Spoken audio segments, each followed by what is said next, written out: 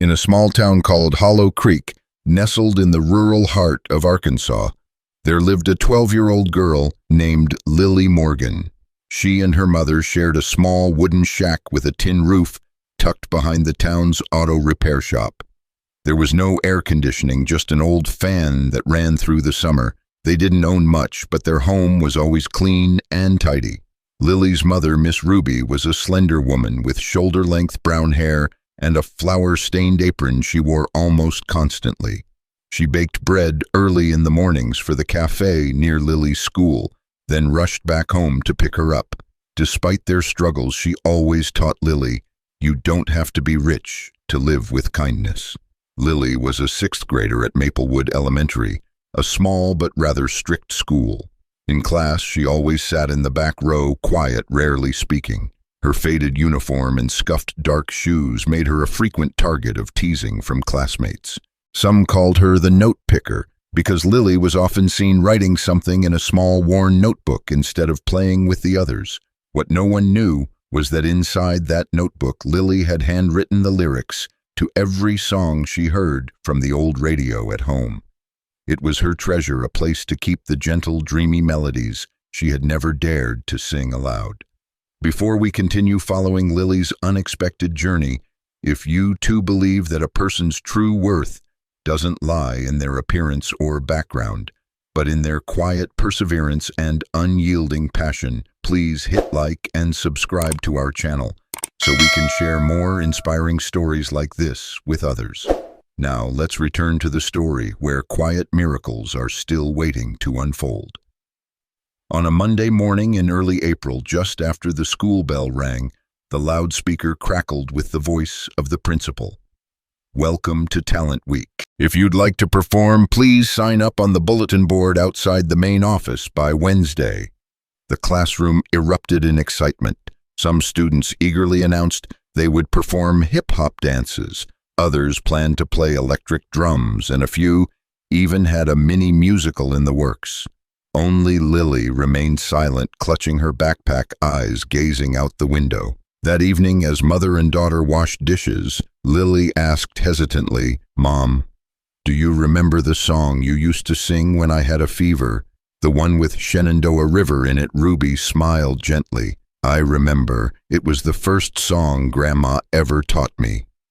Lily looked down, scribbled her name onto a small slip of paper, and whispered, "I'll sing that one for you." The next morning, Lily stood in front of the sign-up sheet. The list was already long. She hesitated, then took a deep breath and wrote on the last line, "Lily Morgan, solo, singing." Less than 10 minutes later, giggles echoed down the hallway. A group of older students pointed at the sheet. "Oh my gosh, Lily's gonna sing, must be the newest Squeaky Mouse remix." She heard every word but didn't cry. She just walked away quietly, gripping her little notebook, the one filled with song lyrics in slanted handwriting. That night, her mother walked into Lily's room and found her practicing alone. Her voice trembled, but it was clear as the morning wind. Ruby said nothing. She simply sat beside her. "Did you know I once dreamed of standing on a stage?" she whispered, eyes drifting far away. "But Grandma got sick and I had to drop out of school to take care of her.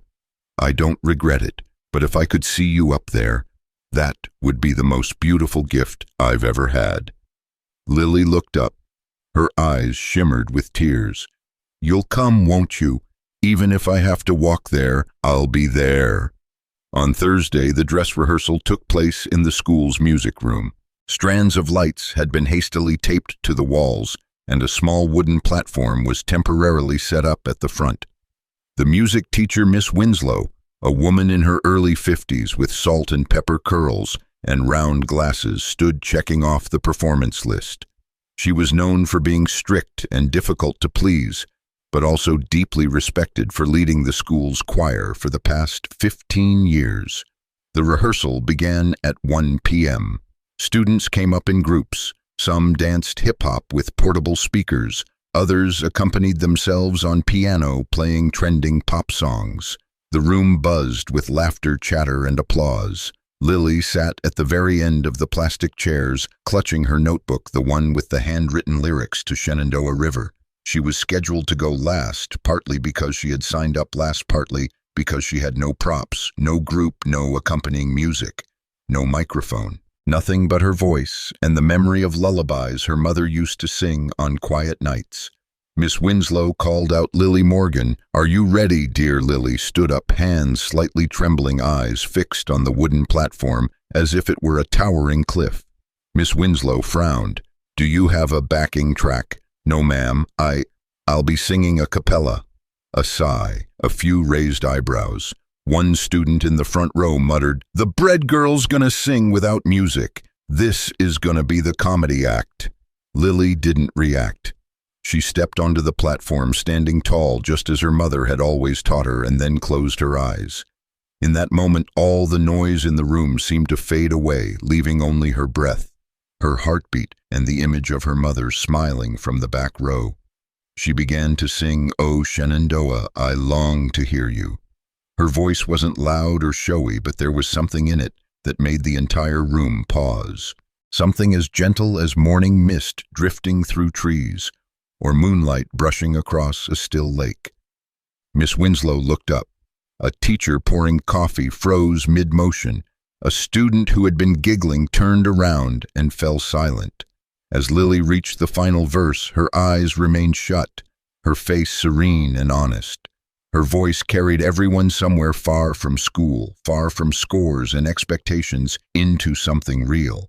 The song ended. No one clapped, not because they didn't like it, but because no one quite knew what to do after something so fragile, so true. Lily opened her eyes, a little confused, bowed, and stepped down from the platform. On the way home, she sat behind her mother on the bike, arms loosely wrapped around the back of Ruby's flour-dusted apron. "Mom, what if on the real day they laugh at me?" Ruby didn't answer right away. She slowed the bike, turned her head slightly, and smiled gently. "If they laugh, you still sing. Because some voices are born to touch the heart, not to be a joke." The next morning, the whole school buzzed with energy, preparing for the big event, Maplewood Elementary's Let Your Light Shine Talent Day. Banners and colorful streamers lined the hallways. A small stage was set up in the auditorium with a bright LED sign that read, "Let Your Light Shine." Lily arrived early. She wore a simple white dress, the only one in her closet without holes. Her mother had ironed every crease and carefully braided Lily's hair into 2 neat plaits. In her hands, Lily still held the old notebook with faded lyrics. Miss Ruby stood beside her, hand in hand. Though she had just finished an overnight shift at the cafe, she made sure to be there early. Her face was pale from lack of sleep, but her eyes sparkled with pride. The auditorium at Maplewood Elementary was packed. Parents dressed in their best, many holding cameras, while several students had their phones out ready to record. The small stage lights flickered, giving the event that familiar festive glow of an end-of-year school performance. Each act was introduced by Miss Bradshaw, the cheerful homeroom teacher and MC. There were modern dance groups with flashy lights, a boy expertly drumming on an electric set, and a girl in a pink dress belting out a pop hit with a wireless mic, cheered on by her classmates. Every performance brought applause and cheers. Lily sat alone in the waiting area backstage. No one spoke to her. A few sideways glances, some giggles drifted her way. "Here comes the fairy tale act. Did you hear? No music track. A cappella like kitchen karaoke with your mom." She heard it all, but she didn't react. She just gripped the notebook in her lap, the one with slanted lyrics that had anchored her piece for so many years. Then her name was called. Next up, a solo performance with no backing track. Lily Morgan will be singing "O Shenandoah." Let's give her a warm round of applause. A few scattered claps. Some students raised their phones, ready to capture footage for mocking memes later. One even had funny stickers prepared to upload to the school's internal social feed. Lily stepped onto the stage. The bright lights blurred the audience's faces, but she knew her mother was sitting in the 3rd row near the window on the right. That was enough.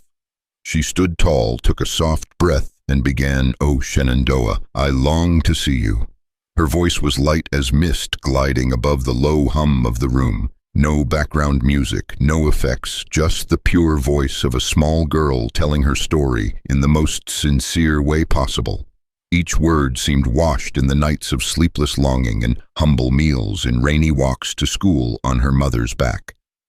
At first, there were a few murmurs, but slowly the room fell still. Not the silence of boredom or discomfort, but the kind of quiet that comes when someone suddenly feels their heart brush against something sacred. A teacher stopped writing mid-note. An elderly parent gently removed his glasses and wiped his eyes. A group of students had stopped filming now, just staring, as if afraid to miss a single second. Lily reached the final line, "Away, I'm bound away across the wide Missouri." 1 second, 2, 3. No one moved. Then unexpectedly applause began, not loud or rowdy, but reverent. Then another pair of hands joined in. Then the entire auditorium. People rose to their feet as if bidding farewell to something beautiful, fleeting, and precious. Lily stood still, her hands clenched around the hem of her dress. Her eyes sparkled but held no tears. The spotlight glowed softly on her face, and the girl once mocked now seemed to shine in the purest, quietest way. In the audience, her mother rose, not clapping, but placing a hand over her heart and smiling as if to say to the world, "That's my daughter." And I heard her with everything I have. As Lily stepped off of the stage, a woman in a white blouse with a name tag approached her. "Are you Lily Morgan?" "Yes, I'm Rebecca Shaw, director of the City Youth Choir. I was here today to watch my daughter perform, but your voice, it made me come out here to find you." Lily stood frozen, unsure how to respond. Rebecca smiled. "I'd like to invite you to our studio this Saturday for an audition. We're currently offering a special scholarship program." Lily turned to her mother. Miss Ruby nodded, her eyes brimming with tears. "Go, honey. This is the voice the world needs to hear." Saturday morning dawned with an unusually clear sky over Little Rock City. Lily and her mother caught the earliest bus from Hollow Creek, carrying a small bag of sweet pastries and her worn-out notebook. They didn't speak much along the way, but Ruby's hand held tightly onto her daughter's, as if letting go might cause the small dream to slip away. The City Youth Choir's recording studio was housed in a modest red brick building, but inside it was a whole different world. The walls were lined with soft acoustic foam, and the overhead lights cast a warm glow that made the place feel like a dream. Rebecca Shaw, the woman who had invited Lily, welcomed them at the door. She was in her mid-50s with a gentle voice and observant eyes. "Think of today as a little adventure," she smiled. "Nothing to worry about. I just want to hear you sing just like that day." Lily nodded, clutching her notebook like a lucky charm. She wore the same white blouse and clean jeans. No makeup, no elaborate preparation, just her honest and simple. Behind the thick glass of the control room was Daniel, the sound engineer, with salt and pepper hair and a speckled beard. He had recorded hundreds of children's voices. When he saw Lily walk in, he raised an eyebrow. "This is the girl," Rebecca nodded. "Trust me, just let her sing." Lily stepped into the booth. The microphone was a little too high, so Daniel leaned in to adjust it to her height. Rebecca entered the booth and gently placed a hand on Lily's shoulder. "You can sing Shenandoah again or anything you'd like." Lily looked out through the glass and saw her mother sitting quietly in the back, smiling and nodding. "I'll sing that one," Lily replied. "It's my mother's song. No backing track, no choir, just a quiet space so still you could hear your own heartbeat." "Oh, Shenandoah." Her voice rang out pure and full of longing, like someone whispering a familiar tale on a still winter night. Daniel sat motionless in the control room. Rebecca stood with her arms crossed, lips slightly pursed. Each word Lily sang carried the breath of struggle of long nights, with little more than bread and water, but always with the loving gaze of a mother watching over her child. When the song ended, no one spoke for several seconds. Then Daniel leaned toward the control mic, his voice raspy. "You've never taken singing lessons, have you?" "No, sir." "And yet you kept tempo controlled. Your breath conveyed emotion without strain. Your voice isn't loud, isn't polished, but it's real, so very real. Rebecca entered the booth and took Lily's hand. Did you know Shenandoah is a folk song that's been around for hundreds of years? My mom used to sing it. Lily replied, eyes lighting up. She said it was a lullaby for dreamers. Rebecca smiled softly. Maybe that's why your voice reaches people's hearts. That very afternoon, Rebecca sent the recording to the admissions board of Green Ridge Music Academy, where she served as an advisory member. The school, located in Missouri, a full day's travel from Hollow Creek, was renowned for nurturing young musical talents across the U.S., especially through its scholarship programs for students from rural areas. You don't have to be better than anyone, Rebecca told Lily as she saw them off at the bus stop. You just have to be yourself. 3 weeks later, a pale blue envelope bearing the Green Ridge Academy crest arrived at Lily's temporary address, a mailbox beside the auto repair shop. Ruby's hands trembled as she opened the letter. Dear Lily Morgan, we were deeply moved by your recording. With unanimous approval from the selection committee, we are honored to invite you to attend the Green Ridge Academy Summer Scholarship Program to be held this July in Springfield. All tuition, accommodation, and travel expenses would be fully covered. Ruby couldn't hold back her tears, and Lily sat still for a moment, then whispered, Mom, I got in. For the first time in her life, Lily Morgan no longer felt like the girl sitting in the back row. She had been heard not because she was perfect, but because she was true. July brought light rain to Springfield. The old maple trees lining the campus of Green Ridge Music Academy swayed gently in the breeze, casting cool shadows over cobblestone paths. For many students, the summer scholarship program was merely a short stop before prestigious conservatories. But for Lily Morgan, it was an entirely new world, fragile and dreamlike. The main building was a classic red brick structure with frosted glass windows framed in white, nestled atop a small hill. On her first day, Lily dragged her worn-out suitcase down the corridor, surrounded by classmates in floral dresses, shiny leather shoes, and embroidered backpacks. They came from Chicago, New York, Santa Barbara. Some had vocal coaches since they were 7. Some had performed with European choirs. And Lily, she was still the girl from Hollow Creek, carrying an old notebook and the hope tucked inside a lullaby. The first orientation was held in Oak Ridge Hall. Rebecca Shaw stepped onto the wooden platform and stood before hundreds of students. Her voice wasn't loud, but it was steady and commanding. We're not looking for perfection here. We're looking for souls who tell stories through music. Sometimes the simplest voice can reach the farthest. Lily listened, hope swelling in her chest. But the days that followed were far from easy. The first vocal anatomy class left her overwhelmed. The teacher handed out colorful diagrams of vocal cords, diaphragms, and resonance chambers. Lily had never heard such terms. A blonde girl from the Boston Conservatory asked, Are you a soprano or a mezzo? Lily hesitated.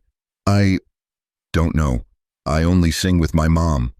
That answer made a few students smile at each other, not kindly.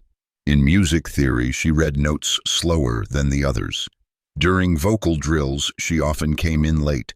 One day, she forgot the lyrics mid-song from sheer nerves, and the fear of being laughed at returned like old scars breaking open. One night, Lily sat alone on the wooden steps outside the dorm, watching the dim hallway lights flicker. Rebecca Shaw came by carrying 2 cups of hot peppermint tea. I thought you might be thinking of giving up, she said softly. Lily lowered her head. I don't belong here. I don't know any technique. I'm from a town nobody's heard of. Rebecca gave her a gentle smile. I was once a girl from the countryside, too. When I got to the conservatory, I had only an old guitar and a thick country accent. They laughed. But one professor told me technique can be taught. Emotion cannot. Lily sat quietly for a long time. For the first time, she realized her imperfections might not only be accepted, but also deeply heard.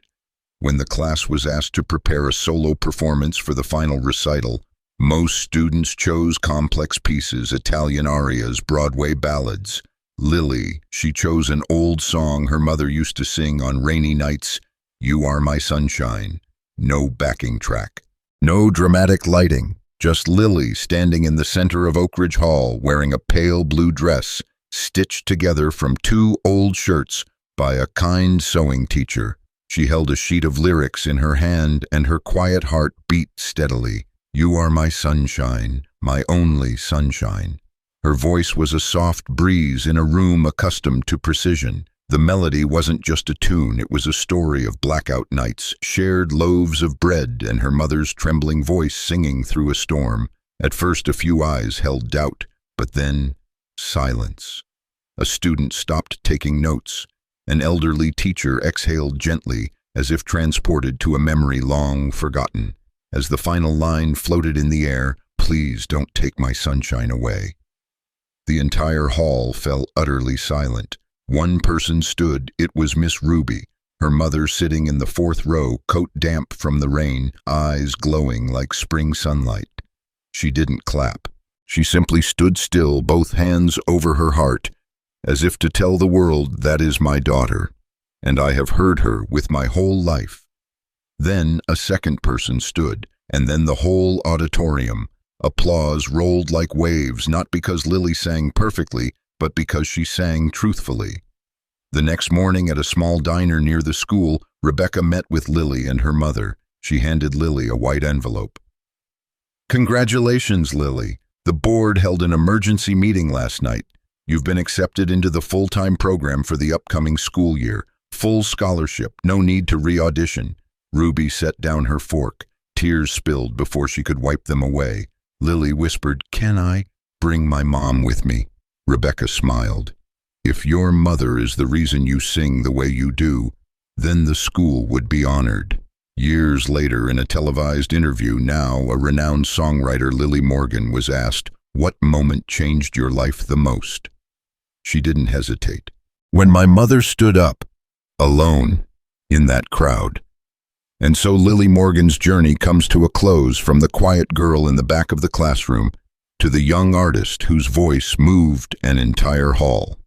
If this story touched you, please like and subscribe to help us continue sharing meaningful, healing, and inspiring stories like this one. And while you wait for tomorrow's story, we've already picked out two of the most moving journeys on screen. You won't want to miss them. We'll see you in the next story.